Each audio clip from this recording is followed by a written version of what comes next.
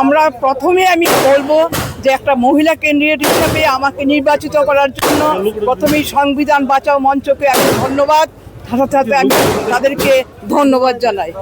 তারপর বলবো আমাদের এখানে সবাই মিলে আমরা কাজ করার জন্যই চেষ্টা করব, এখানে কোনো ভেদাভেদ না করে সবাই মিলে যেন একটা আইনের শাসন প্রতিষ্ঠা করে, কোনো রাজনীতি নয়, রাজনীতির ঊর্ধ্বে উঠে সব আইনে আমরা সব জুনিয়র সিনিয়র মিলে যেন আমরা সবাই মিলে কোর্টের চত্বরে আমরা ভালোভাবে থাকতে পারি, সেই চেষ্টাই হবে আমাদের।